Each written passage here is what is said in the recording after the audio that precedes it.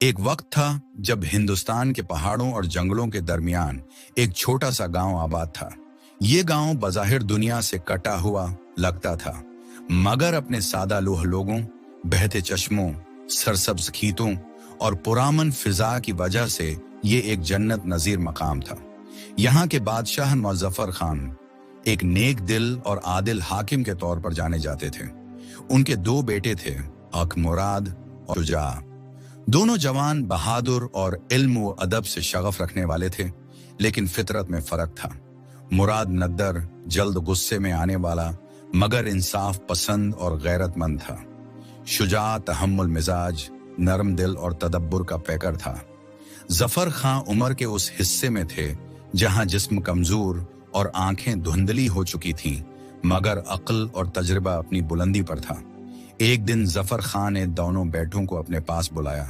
وہ درختوں کے سائے میں بیٹھے تھے۔ ان کی بائیں جانب شجاع خاموش بیٹھا تھا اور دائیں طرف مراد، جو مسلسل اپنے ہاتھ کی انگلیوں سے چھوٹے پتھروں سے کھیل رہا تھا۔ بیٹو، ظفر خان نے نرمی سے کہا، میری عمر کا چراغ اب بجھنے کو ہے۔ میں نہیں چاہتا کہ میرے بعد یہ گاؤں کسی جنگ کا میدان بنے۔ میں تم دونوں کا امتحان لینا چاہتا ہوں تاکہ جس میں زیادہ فہم، قربانی اور انسان دوستی ہو، اسے اس زمین کی باغ دور سونپ دوں۔ دونوں بیٹے چونک گئے، مگر خاموشی سے والد کی بات سنی۔ اگلے دن گاؤں کے بزرگوں اور معتبرین کی موجودگی میں اعلان ہوا کہ مراد کو گاؤں کے مشرقی کنارے پر تعینات کیا جا رہا ہے، جہاں جنگل کے پار دشمن قبیلے سے خطرہ تھا، اور شجاع کو اندرونی معاملات کی نگرانی دی جا رہی ہے۔ اسکول، طبی سہولیات، انصاف اور لوگوں کی فلاح۔ مراد نے چٹانوں پر بیٹھ کر دن گزارے۔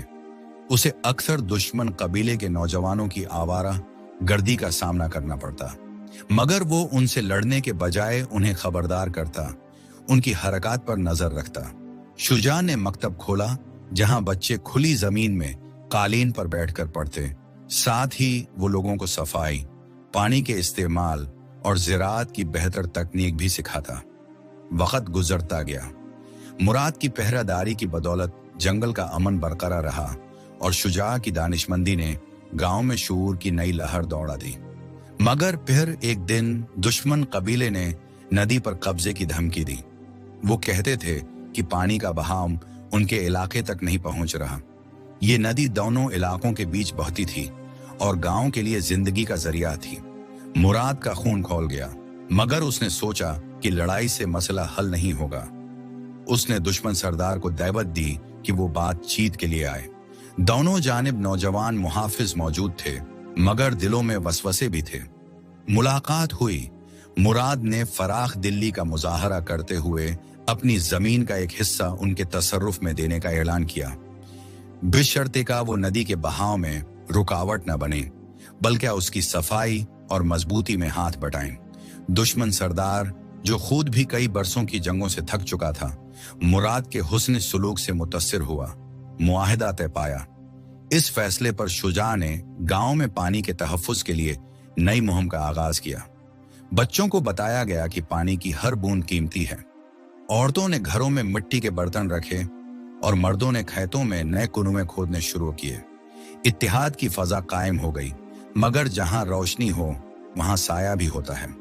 دشمن سردار کا چھوٹا بھائی گیاس اس معاہدے سے خوش نہیں تھا۔ وہ سمجھتا تھا کہ یہ کمزوری کی علامت ہے۔ راتوں کو چھپ کر وہ ندی کے کنارے مٹی بھر دیتا، نالیوں میں پتھر پھینکتا۔ ایک دن پانی آنا بند ہو گیا۔ لوگ حیران و پریشان تھے۔ مراد کو شک تھا، مگر ثبوت نہ تھا۔ شجاع نے خاموشی سے راتوں کو نگرانی شروع کر دی۔ کئی دن کی محنت کے بعد اس نے غیاث کو رنگے ہاتھوں پکڑ لیا۔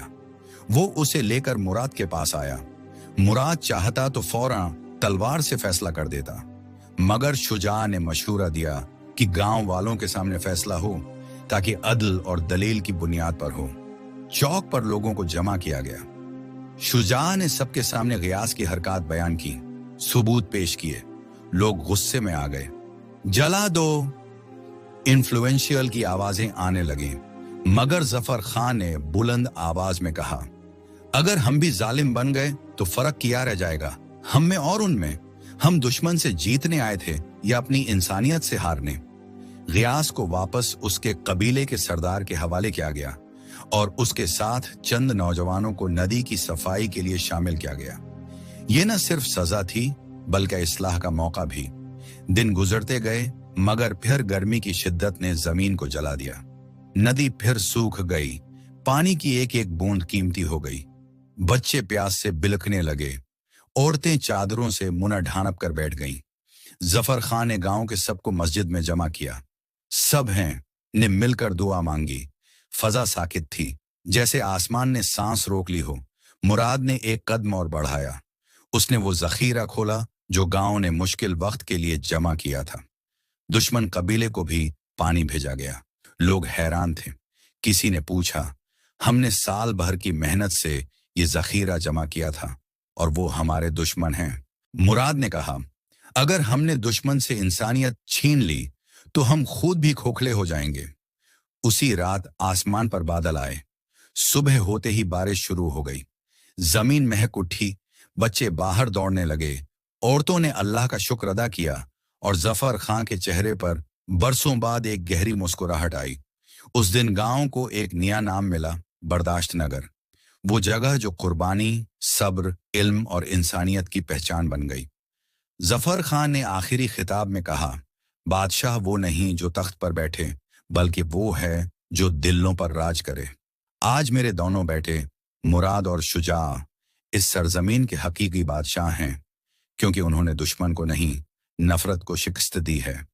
और यूं गांव के लोग सदियों तक ये कहानी सुनाते रहे, बच्चों को सिखाते रहे कि असल हुकूमत तलवार या ताज से नहीं, दिल, अक्ल और कुर्बानी से कायम होती है।